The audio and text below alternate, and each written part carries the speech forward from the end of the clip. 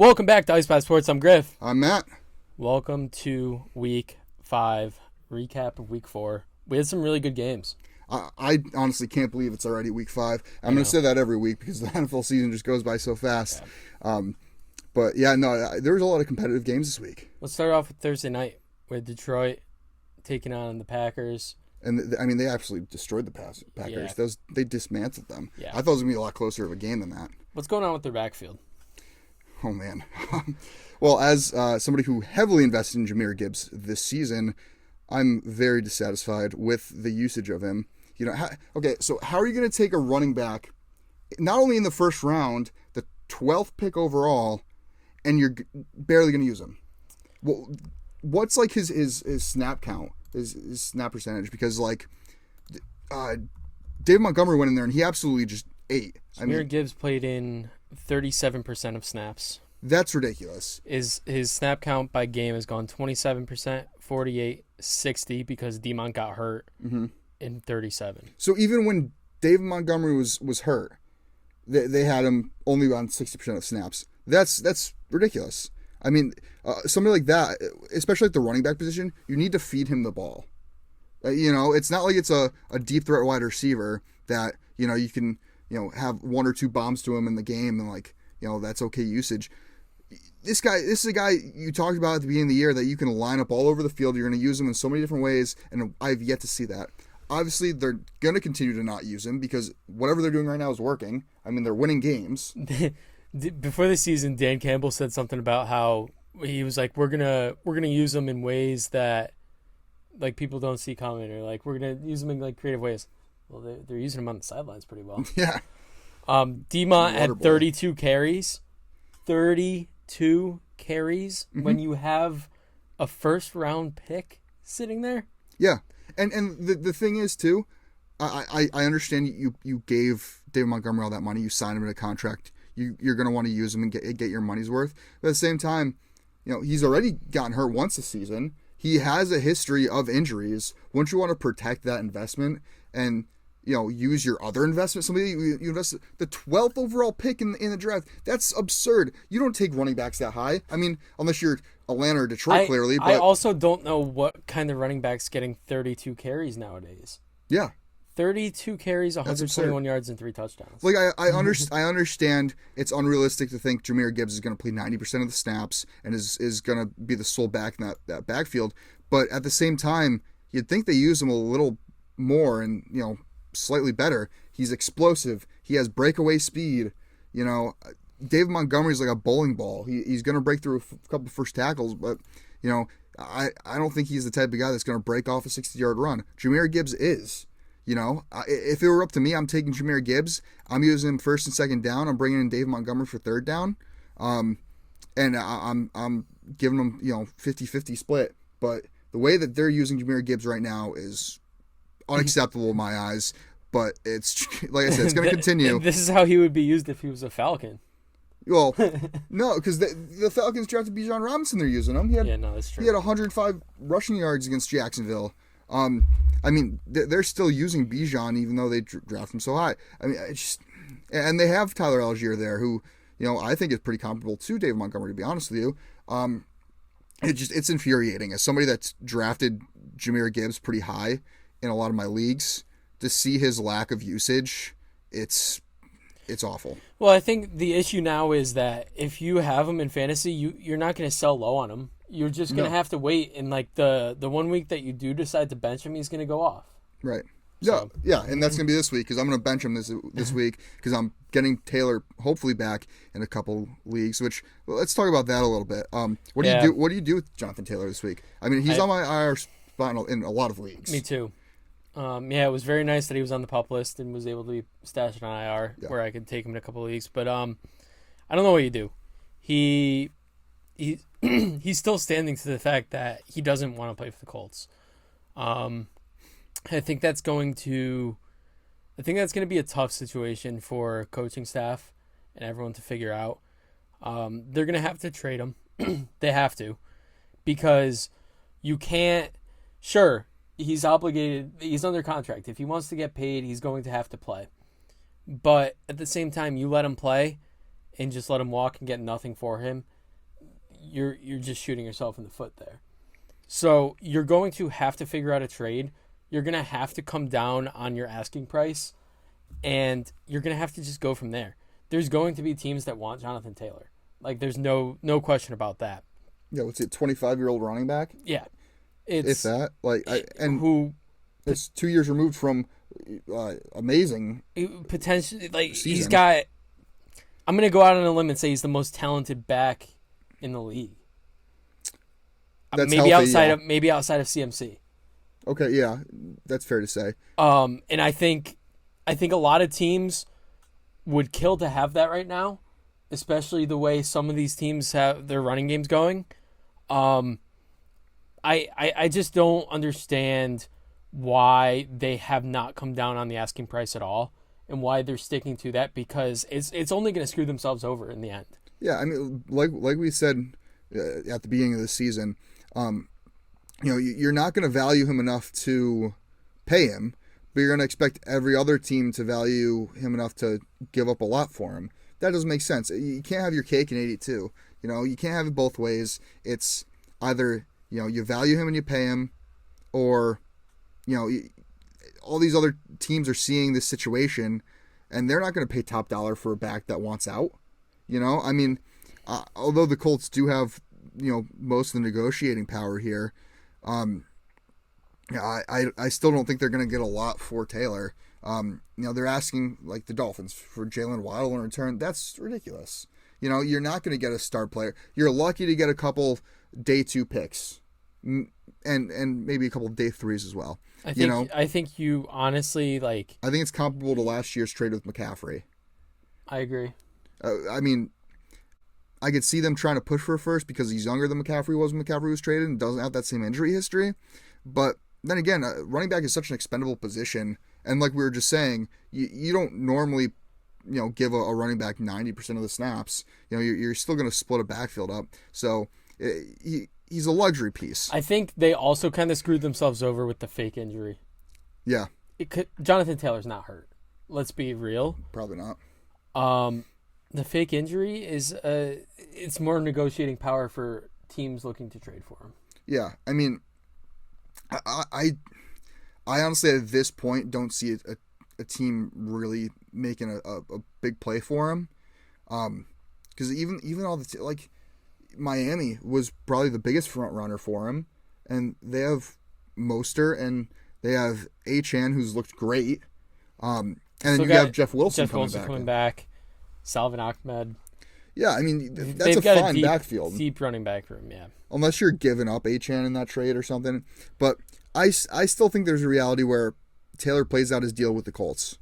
I mean, if you're Jonathan Taylor, how do you not? I know you want out. I know you did the whole trade dilemma, but you want to get paid at the end of the day. Are you really going to sacrifice the couple $1 million you're owed this year to just sit out? You know what I think a fun fit would be for him? Hear me out. The team that just beat them. The Rams. I've seen the Rams rumors, yeah. are exceeding expectations. And, yeah, Kyren Williams, I guess they have faith in him because you move on from Cam Akers. Mm-hmm. Kyren Williams is not great. He's been putting up numbers, though. He has. He's been efficient. You bring in a running back like Jonathan Taylor to take that pressure off of Matt Stafford, that offense could be really good. Yeah, I mean, you get Cooper Kupp back, you make a move for Jonathan Taylor, all of a sudden, you're in a playoff contention in a weak NFC, relatively weak NFC. Yeah. I don't think that would be a bad move at all. I mean, the Rams O-line has looked improved. We talked about this before. Mm-hmm. But, again, I wouldn't be surprised to see all this kind of mill over and Taylor end up, playing the rest of his contract out. But I don't know. I just hope whatever happens quick and he plays week 5. Moving on from running backs. Big week for receivers this week. Oh, huge. I mean, Stefon Diggs, 6 catches, 120 yards, 3 touchdowns. Hat trick. You got DJ Moore, 8 for 131 and a touchdown. Puka Nacua. 9 for 163. The walk-off touchdown in overtime. That was poetic. Yeah. They say, baseball's beautiful, right? Football's a beautiful thing. A.J. Brown for my Eagles had a day, too. He had 9 catches, 175 yards, and 2 tutties. One of those tutties resulted in a taunting penalty, unfortunately. And then one of my favorite receivers in the entire league, Nico, if you see this, answer my DM from last year. Thanks. But Nico Collins, 7 for 168 and 2 touchdowns. Been really high on him since he came out of college. I'm all for the Nico Collins breakout. Yeah, I love the Texans receiving room. Yeah, they're a fun group. I mean, 2 of them we had on the waiver wire watch 2 weeks ago. Yep. Tank Dell and Nico Collins. Yep. Tank Dell had a quiet week this week, but again, Nico Collins 8. Then so you have 2 fun receivers there. Then you have John Mechie. Yep. Who, I mean, is still getting back into football form, I think, but what a great story. And then you got Xavier Hutchinson, who was one of my favorite day 3 picks out of Iowa State. He hasn't seen much play so far this year, but I think he's going to be really solid. I like the Texans. I'm buying in. Yeah, I mean, I'm really buying in. And you got CJ Stroud, who's been unbelievable. I'm gonna say right here, I can admit that I'm wrong. I thought he was gonna be a bust. I was not a fan of CJ Stroud coming into the league. I didn't think he was gonna transition well. I thought he was, benefited to all the weapons he had at Ohio State. However, he has proved me wrong. I mean, it's only been 4 weeks, but he's looked really good. He's looked like a top 10 quarterback in the league. Yes. I mean, it's just, I don't know. I didn't have a lot of faith. The traditional pocket passer doesn't necessarily benefit much in today's NFL offense. Yeah. Yeah. No, I completely agree. But he's making some throws, man. For sure. Justin Fields made some throws. Yeah. I mean, it's kind of comical. The Bears just can't win. No. I mean, Fields had a field day. 335 passing yards, 4 passing touchdowns. He had the 1 interception, but I mean, he balled out. Yeah, he did. So did Khalil Herbert. He asserted his dominance over Roschon Johnson, a.k.a. wannabe Bijan. I don't like that. I'm not gonna lie. I started Roschon Johnson in a fantasy league this week. So did I. I'm very high on Roschon. I really liked him at Texas Hook'em, and he was an RB2 in college, but he probably would have been an RB1 at almost every other school. Yeah, I mean, you're sitting behind Bijan Robinson. Right. Bijan Robinson, a generational college running back. Like, there's nothing you could do there. Yeah, it's like Penn State when they had Barkley and Miles Sanders. Yep, 100%. But Roschon, get him on the field. Get him the ball. I like Khalil Herbert too, but get Roschon the ball. Yeah, I don't know. Khalil Herbert, I mean, his size scares me. We've seen the injury history in the past with him. Yep. He's, not many backs are Darren Sproles. They try to always compare him to him, but to have that durability at that size is very rare. Roschon only played in 22% of snaps at 5 carries, 13 yards. Ridiculous. Not effective, but you got to get him on the field more. Yep, I agree. 18 for 103 for Herbert. And one question I have to ask regarding that game is, who the heck is Jaleel McLaughlin, and why did the Bears let him beat them? I am all for it, except for the fact that I bought into Javonte Williams this year. Well, he's hurt again. I know. Yeah, I don't know. I thought Samaje Perine. Mm-hmm. You go out, you sign Perine, you bring in a complimentary back for Javonte Williams, and out of nowhere you've got Jaleel. Yeah, he had 7 carries, 72 rushing yards, and had 3 catches for 32 receiving yards and a receiving touchdown. He's 5'7", 187. A rookie out of Youngstown State. Just so you know. Wow. I've left I've left gifts in the porcelain larger than him. I can't say I've heard of him. Yeah, I mean I'm pretty good at knowing like the depth of teams, but that's a guy I just I'm not sure. Why haven't I heard of him? He's the NCAA's all-time leading rusher. Really? What? From Youngstown State. Wow. Learn something new every day. We'll talk a little bit more about him later. He started off playing Division II. He played at Notre Dame College. Wow. And then Youngstown State. Went undrafted. UDFA. I don't know how I've never heard that name. Okay. Anyways, moving on. The Bears stink. Yeah. And they're not the only team that stinks. New York has a giant problem. Starting off, they have no offensive line. Did you watch the game last night? Evan Neal. Yeah, I mean, well, first off, Andrew Thomas is hurt. Yeah. Then they go into last night.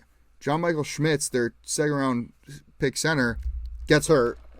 Evan Neal, who they drafted last year, has not lived up to expectations. He's not developed. And then, I mean, we already knew their interior line was weak going into the season, and it's just proven that even more. Evan Neal's statistically been worse than Eric Flowers his first 2 years. Wow. And I think that says a lot. Yeah. The Giants looked really bad. I mean, the Giants have always had a problem with developing offensive line talent. Yeah. I mean, Andrew Thomas aside.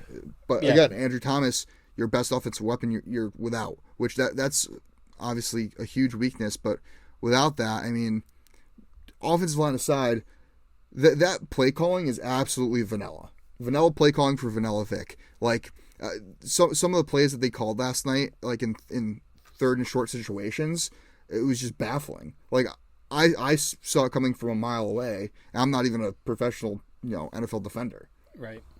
Yeah, there's some really bad play calling around the league.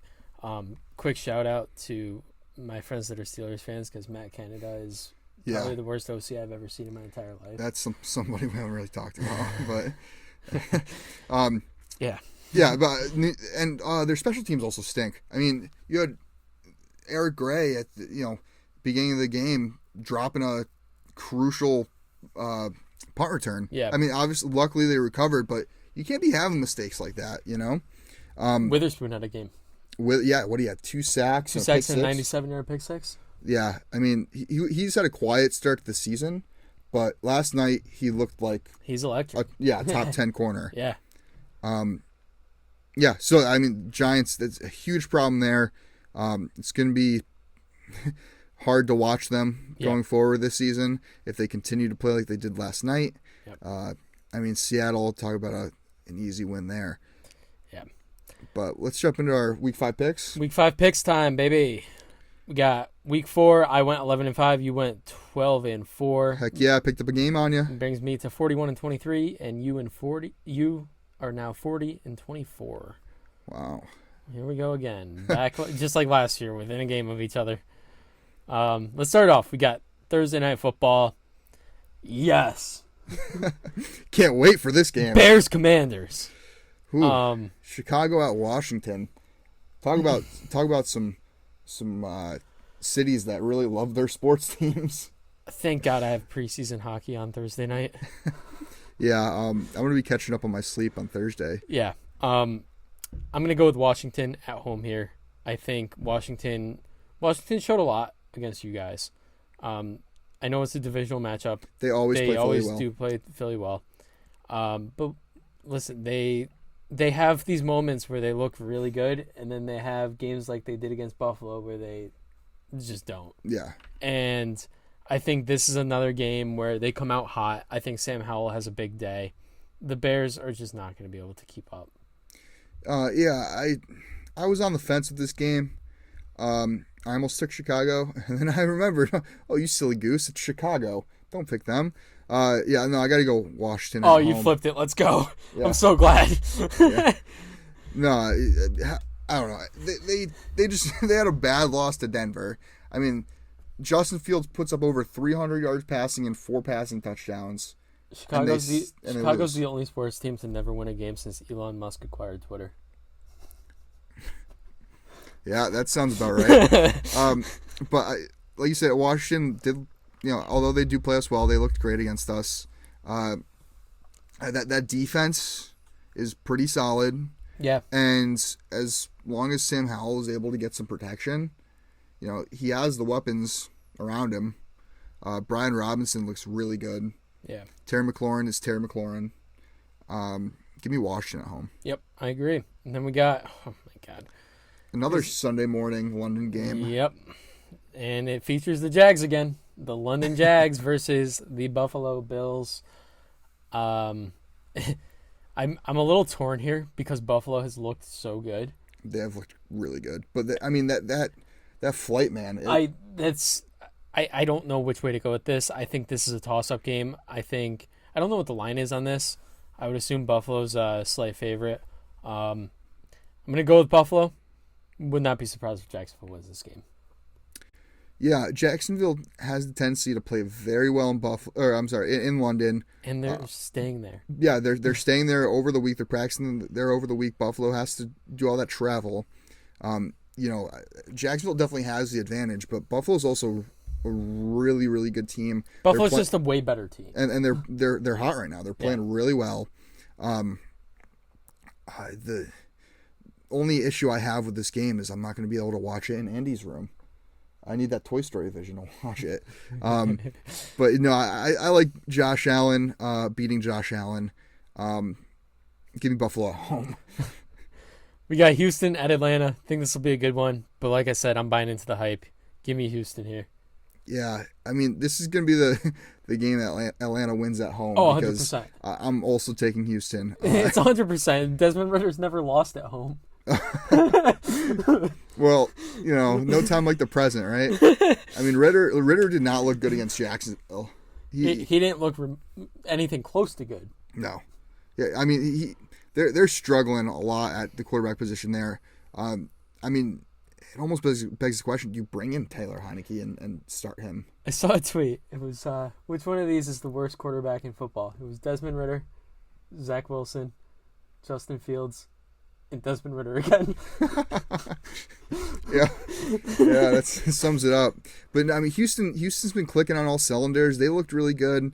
CJ Stroud's playing really well. Yeah, those receivers we talked about earlier. I mean, they look great. And then their defense has been making plays too. I mean, DeMeco Ryans is a really good coach. Mm-hmm. Yeah, Houston. Prediction right here. That's the Dalton Schultz game. I think Really? Dalton Schultz has a day. I could see it. Yeah, I mean, Atlanta gave up a ton of catches to Evan Ingram last week. Yeah. Next up, we got Carolina at Detroit. Yeah, I'm going to go Detroit here. Carolina is also not good. I can leave it at that. Yeah, Carolina's definitely been struggling. I read that they're in the market to acquire a receiver, a number one receiver. Chase Claypool. Yeah, maybe they should trade for DJ Moore back. I know. But no, I mean, Detroit looked really, really good against Green Bay on Thursday night. I mean, to go into Lambeau and to absolutely crush the Packers the way that Detroit did, I mean, you got to be a good team to do that. Yeah, 100%. I think it's going to be a closer game than people give it credit, though, for. I think Detroit plays the level of their competition. Give me Detroit here. Tennessee at Indy. Tennessee coming off a huge game. Huge game. That was a statement game for them. Derrick Henry 8, and I think he eats again. See, I think Indy's able to stop the run. Indy has a really scrappy defense. Got DeForest Buckner. You got DeForest Buckner up the middle. I think as long as Indy can hold off the Tennessee's run game, I'm a big fan of Indy here. I mean, Tennessee's defense, showed out against Cincy, right? Yeah. But then again, Burrow has not been himself. No. I'm buying into the Indy hype, just like I am the Houston hype. I think Anthony Richardson is electric. He's so much fun to watch. I think Tennessee won't be able to contain him. Yeah, I could see that. I think this will be a pretty good game. Tough divisional matchup again. Could go either way. I'm gonna go with Tennessee on the road though. Got Giants at the Dolphins. I'm actually going to this game. I know. Flying to Miami. That's gonna be fun. It'll be fun. Yeah, get to see the game. Miami. Might not be much fun to watch. I think it's gonna be a blast to watch. Miami's gonna break their record of most points in a game of the season. season. I feel bad for your father. Yeah, Dad's a big Giants fan. But no, so I think Miami has a chance of breaking 70 again. I honestly agree, which makes me want to pick the Giants. I don't know why. But no, I'm going Miami. I think they win by a couple scores. Yeah, the spread right now, I believe, is 10.5. Miami's favored, obviously. I'm hammering Miami with that spread. Yeah, especially Miami coming off a loss. Yeah, exactly. Coming off a tough loss against a really good Bills team. They're not going to take the Giants lightly. No. Because you can't coming off a loss. You have to come out hot. And they're going to. And the Giants just have too many mistakes to fix. It's going to be a big Tyreek Hill day. Yeah, well, actually, Adoree Jackson's a pretty decent coverage corner. I could see it being a big Jalen Waddle day. The problem is, I don't care how good of a corner you are. It's really, really hard to slow down that speed of Tyreek Hill, too. That's true. I mean, I don't know. You got Deontay Banks back there, too. But regardless of that, I mean, I also think Miami has a really good run game. Yeah, they do. And their defense hasn't looked awful. Although, well, it did against Buffalo, but Miami at home. We don't really need to talk more about that game. Yeah, the big thing for the Dolphins, Teron Armstead's out. Yeah, but Andrew Thomas might also be out for the Giants. You know, they lost John Michael Schmitz. Yeah. The Dolphins O-line took a big step back against the Bills, and that was like the biggest takeaway for me was the constant pressure Tua was under that he hasn't been their first couple games. And I think that really stood out to me, and that especially picked up when Armstead went down. But at the same time, I don't think the Giants' pass rush is you have fantastic. Kayvon Thibodeau, Azeez Ojulari, but both those guys have been very hit or miss. Yeah. I don't see a world where the Giants can win this. Sorry, Giants fans. I don't see how you can look on the field product that the Giants put out last night and have high expectations for this team going forward. Yeah. I know there's some injuries, but it was a hard watch.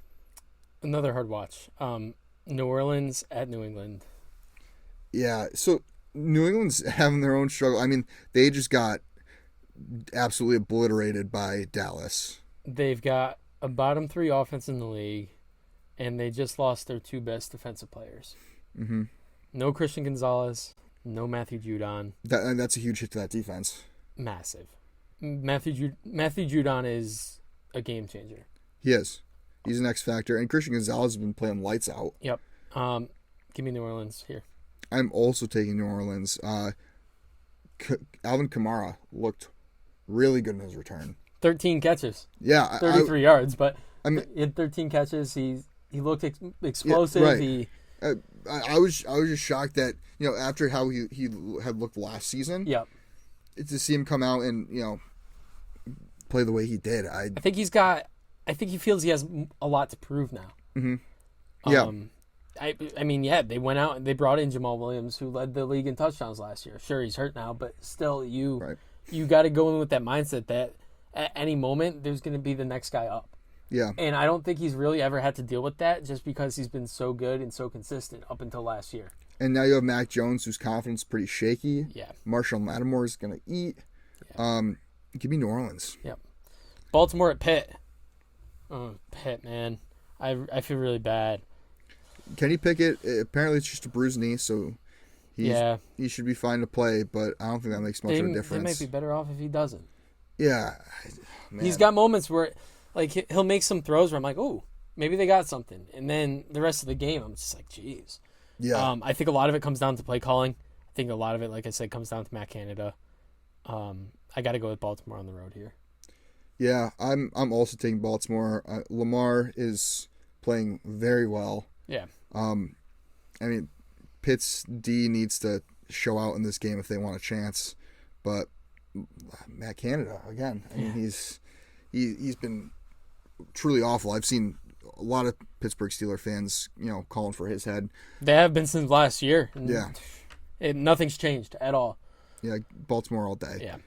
You got my Philadelphia Eagles at the LA Rams. Even though Philly, hasn't looked great, they've still been finding ways to win games. They're 4-0.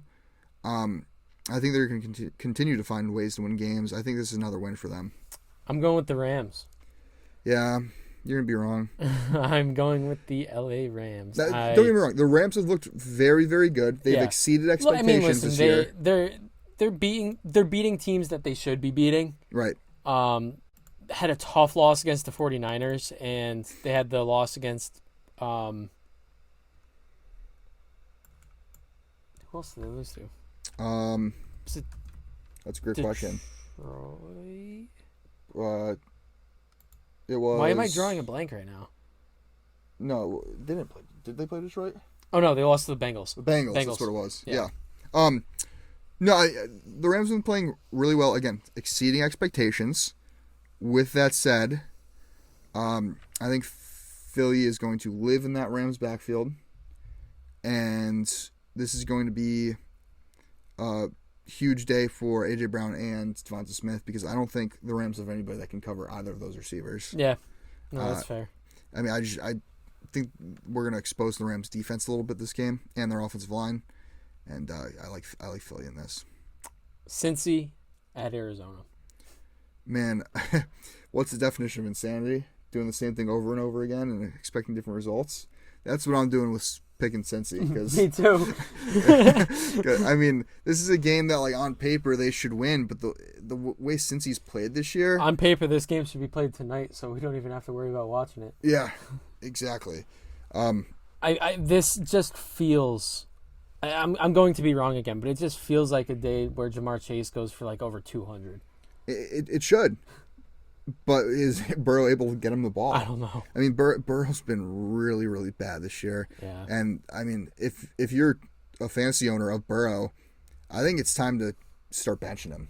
100%. I mean, 100%. Probably last week you should have, but the fact that, he's had some cakewalk matchups and, I mean, the calf is clearly bothering him. Yeah. But, Arizona's been playing very well. But so is Josh Dobbs. Since he's got to win a game. I mean, they've won. They're what, 1-3? Yeah. I mean, especially in such a competitive division. 100%. You can't. And their window is, I think, fairly small right now. I think you got to put forth your best effort and try to win this game. Yeah, I think you try to win every game. Oh yeah. I know. You know what I mean. I know. We got my Jets at Denver. I will start this off by saying, Zach Wilson, you looked really good. If you could play like that all year, we're going to have a chance to win a lot of games. Zach Wilson probably got drug tested after that performance. I wouldn't be surprised. Some of those throws he was making, I don't know if I've ever seen a Jets quarterback in my lifetime make those. He looked really good, and I'm sorry, that was a game the Jets should have won. I know. The officiating this year has been, dare I say it, horrendous. Yeah.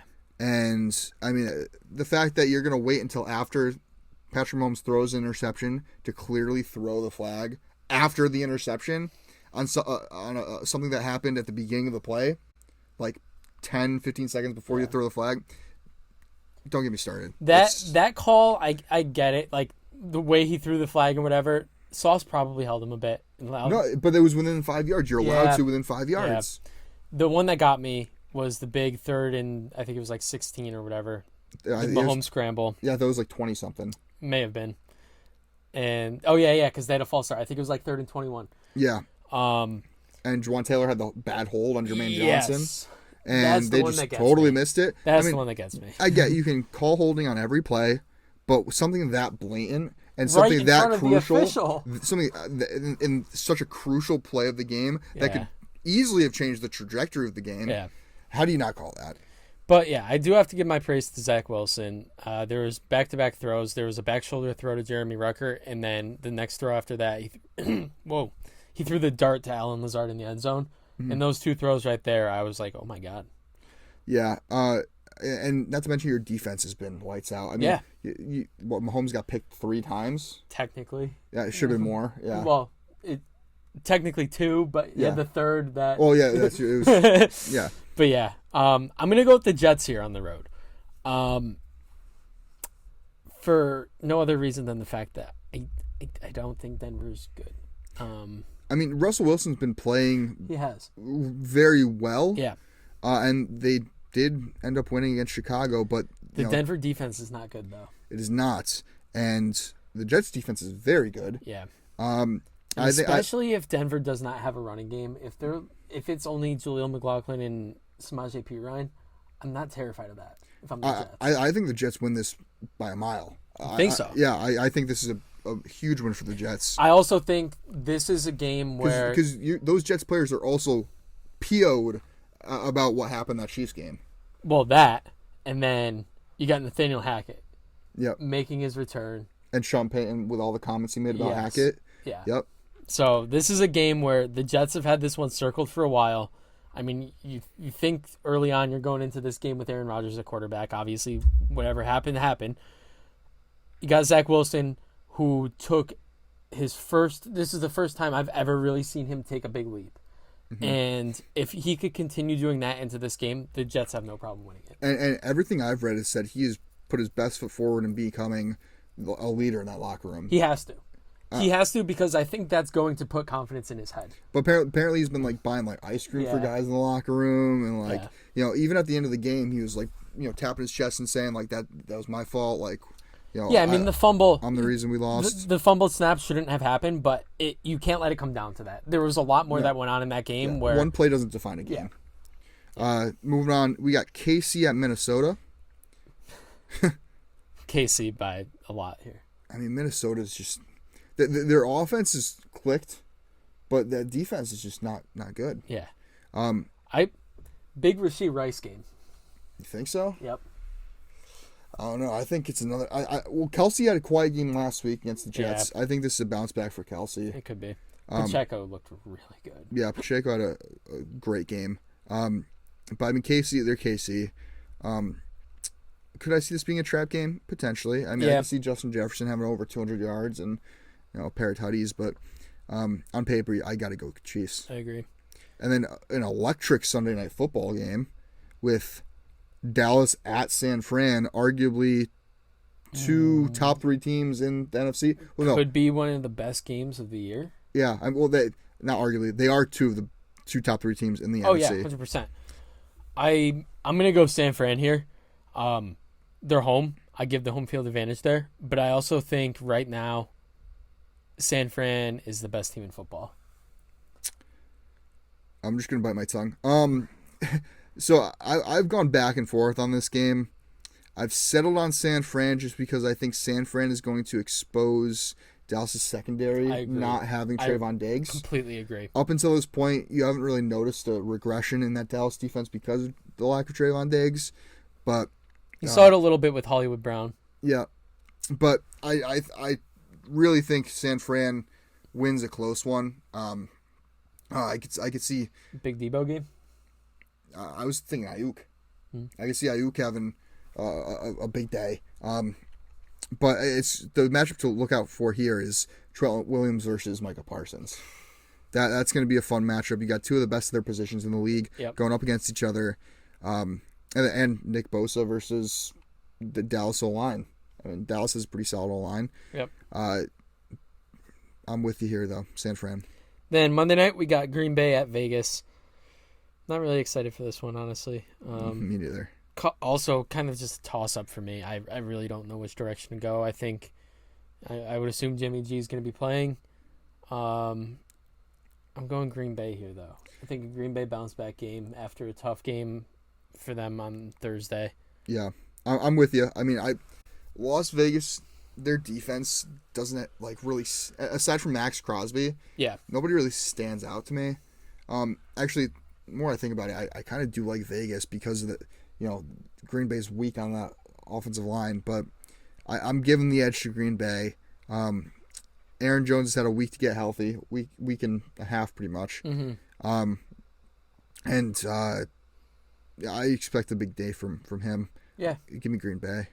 And teams on byes this week, just to mention, you got Cleveland, the Chargers, Seahawks, and Tampa, if you're wondering why we haven't said their names yet. Now, that's also huge for the Chargers, and that's huge for the Seahawks, because Geno got banged up last night, and Herbert broke his finger. So yeah. Well, it was on his non-throwing hand, though. Correct. But still, I mean, do the ball tap. Yeah. Yeah, it's just just practice during the bye week. Yeah. And then let's move on to the waiver wire watch. Yes, sir. I got to throw him on here. I think for good reason. We already touched on him a bit, so I won't go too in depth. We got Jaleel McLaughlin. With the injury to Javonte Williams, and I'm not sure if he'll really miss time. It's a hip flexor. Probably going to miss this week. It looks like the Broncos are going to turn to McLaughlin over P. Ryan. In his limited touches, like we said, he had 7 carries, 72 yards. He had 3 receptions for 32 yards and a score. Not sure I would trust any Broncos running back at this point. But if you are in a pinch with bye weeks and or injuries, he could be an intriguing play against the Jets after what Isaiah Pacheco just did. Yeah. I agree. I mean, definitely a week 5 flyer, especially you got guys on bye weeks this week. You know, if you're in a pinch, he's worth picking up. Yeah. But I wouldn't, if you're like in a budget waivers, I wouldn't spend too much of your budget on him. Yeah. I think he's a Band-Aid. Yeah. CJ Stroud next. Can't talk about him enough. I'm so impressed with CJ Stroud, and like, you know, I at first I was kind of rooting against him because you know he wanted to be right. I wanted to be right. Yeah. But no, I'm kind of in the same boat. But now it's at the point where it's just like I'm kind of happy for the kid. Yeah. You know, especially after hearing like his story has come up. Good for him. Back-to-back weeks on here. Again, looked really good. He wasn't as efficient. He was 16 of 30, but he threw for 306, 2 scores, and he still has not thrown an interception yet this season. Crazy. He's QB 10 currently in fantasy, and still only rostered in 55% of sleeper leagues. You have a guy like Justin Herbert, Geno Smith, Deshaun Watson, 3 quarterbacks on a bye. I'm not going to mention Baker Mayfield because I don't know if you're really trusting him yet enough to have him stacked in your roster. But listen, if CJ Stroud's out there, I think he's a guy you have to go get. Actually, in one of my leagues, I had Baker as a backup. Dropped him for CJ Stroud. I like a couple it. Weeks back. I like it a lot. Stroud just, you know, he's a good football player, man. He is. He's a guy. Yeah, he's a guy. He's a guy's guy. No, but in all seriousness, he's making his receivers, I think, look better than they are. Yeah. And if you're able to do that as a quarterback in the NFL, you're going to be successful. Or we're finally seeing how good the Texans receivers are. I don't. Maybe they've been good this entire time. No, because Nico Collins has been him, and I will stand by that. All right. Speaking of receivers, this brings us to the last guy on the waiver wire watch this week. It's a short one. Not many people stand out to us. This guy does stand out to me. Jameson Williams. He's coming back early from suspension. Do you want to look up how many leagues he's rostered? He's rostered in 54% of sleeper leagues. He's rostered in half of sleeper leagues. But I mean, obviously, former first-round pick. He hasn't seen the field that much. He saw it for a couple games last year, but wasn't really involved in the offense. I didn't realize he played in 6 games. He only had 1 catch. It was for 41 yards and a touchdown. Yeah. So I mean, he's one for one. Yeah. He has insane breakaway speed. He's a great complement to Amon St. Brown. I'm not sure he's going to contribute right away. I don't know if they're going to use it like right when he gets back. He'll stretch the field. They don't really have a guy. I mean, Khalif Raymond has actually looked pretty good. But they don't. Outside of that, they don't really have a guy that's their deep threat. And this is that. He's a guy that's going to play on the outside. Yeah. He's going to go up and high point the ball. He's going to make plays. I'm excited to watch him. Yeah, me too. He's definitely worth a stash going forward. I think he has wide receiver 3 potential. But it's just a matter of getting him in the offense and utilizing him. I think in honor of him, I'm going to parlay his over receptions, over yards, and a touchdown. Well, I mean, bet on that, baby. You do you. We do not condone any underage gambling. So. Not underage. Yeah. I'm 23. We're good. Yeah, just we do have some younger listeners. Want to put that warning out there, but that should do it. Yeah, that'll wrap this one up. We will see you guys next week. Check us out on social media platforms. We're at IcePath Sports on Instagram and TikTok. At IcePath Pod on Twitter/X. I don't know what to call it now. And you can check out the video version of this episode on the IcePath Sports Podcast YouTube page. We'll see you guys next week, and as always, stay cool.